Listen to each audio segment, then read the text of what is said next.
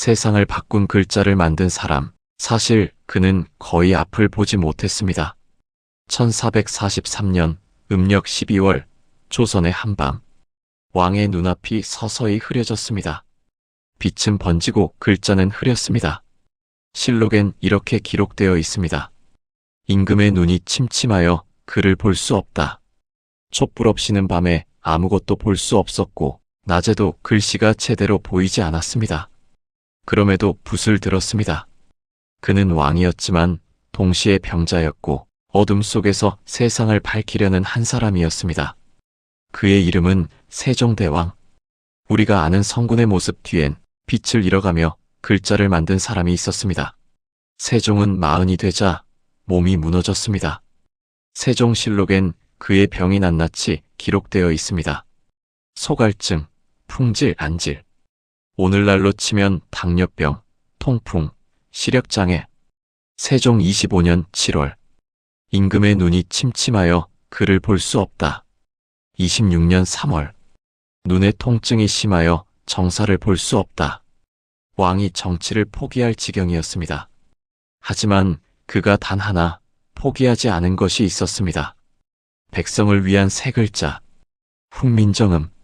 몸은 쇠약했지만 그의 마음은 오히려 더 단단해졌습니다. 병든 몸으로 그는 다시 붓을 들었습니다. 그러나 병은 냉정했습니다.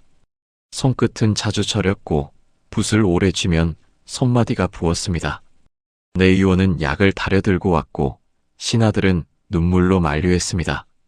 하지만 세종은 고개를 저었습니다. 약으로 눈을 밝히려 하지 말라. 글로 세상을 밝히면 된다. 그 한마디에 방 안의 공기가 멈췄습니다. 눈으로 볼 수 없자 그는 귀와 손끝으로 세상을 읽었습니다. 이 소리는 혀에서 어떻게 나는가? 입술의 모양이 바뀌면 어떤 소리가 되는가? 세종은 직접 발음을 듣고 입 모양을 만져보며 소리의 원리를 하나씩 기록했습니다.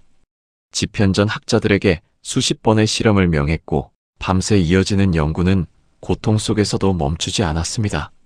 자음은 발음기관의 모양을 본떠 만들었고 모음은 하늘 땅 사람의 조화를 담았습니다. 밤이 깊으면 세종은 나무판을 깎아 입 모양과 혀의 위치를 표시했습니다. 그는 점을 찍고 선을 그으며 중얼거렸습니다. 이 각도에서 혀가 닿는다. 이 소리가 바로 디귿이구나. 학자들이 물러난 뒤에도 그는 혼자 남아 촛불 아래 나무 조각을 어루만졌습니다. 눈 대신 손끝으로 글자를 느끼며 백성이 내는 소리가 그대로 글이 되어야 한다고 속삭였습니다. 그러나 반대도 거셌습니다. 집현전 부제학 최만리가 상소를 올립니다.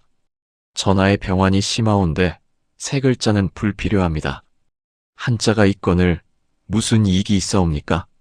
세종은 잠시 침묵하더니 조용히 답했습니다. 나라의 말이 중국과 달라 백성이 말하고자 하는 바가 있어도 제 뜻을 펴지 못하는 사람이 많다. 내가 이를 불쌍히 여겨 새로 28글자를 만드노라.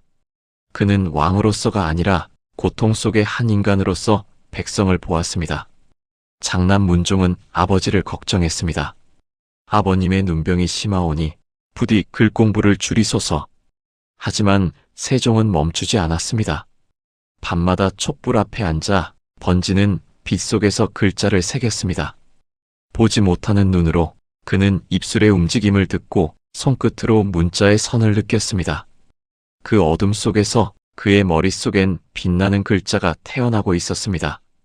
병은 점점 깊어졌지만 그의 눈앞엔 백성의 얼굴이 떠올랐습니다. 그를 몰라 억울하게 당하고 자기 이름조차 쓰지 못하는 백성들이었습니다. 내가 이 글자를 만들어야 한다. 그래야 이들이 세상을 읽을 수 있다. 세월이 흘러 1446년 오랜 기다림 끝에 훈민정음이 세상에 반포되었습니다. 세종은 직접 시험해보고 싶었습니다. 글을 모르는 백성을 불러오라. 한 노파가 궁궐로 불려왔습니다. 그녀는 평생 한 글자도 배운 적이 없었습니다. 세종은 희미한 시력으로 그녀를 바라보며 물었습니다. 이 글자를 배워보시겠소? 노파는 두려움에 떨었지만 고개를 끄덕였습니다. 집현전 학자가 가르치기 시작했습니다. 기역, 니은, 디귿, 놀랍게도 노파는 하루 만에 자기 이름을 썼습니다. 그녀의 눈에 눈물이 고였습니다. 정말 제가 글을 쓸 수 있다니. 세종은 그 장면을 흐릿하게나마 바라보았습니다. 그의 눈에서도 눈물이 흘러내렸습니다. 이것이다. 이것이 내가 원한 것이다. 그날 그는 자신의 생애 최고의 순간을 맞이했습니다. 앞은 보이지 않았지만 그의 꿈은 그 어느 때보다 선명했습니다.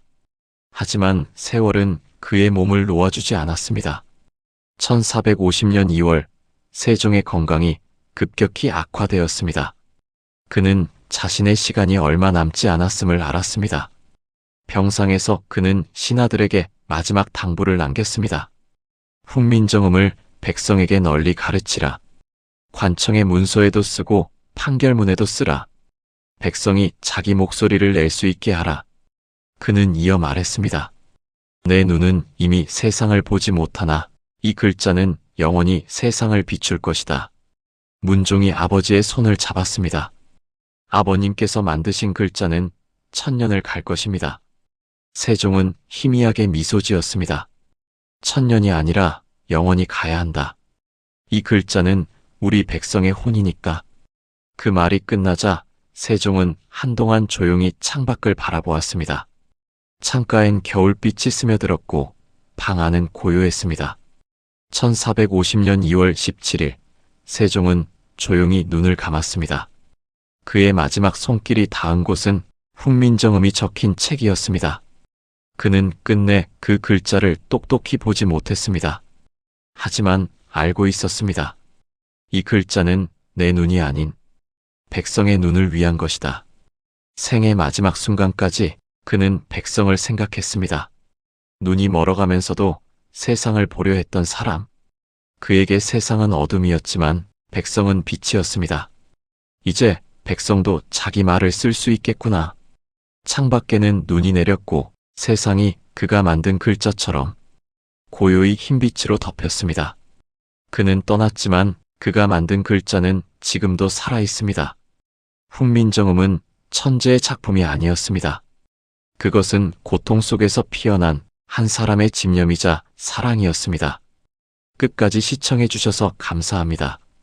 세종의 이야기가 마음에 닿았다면 좋아요와 구독 알림 부탁드립니다.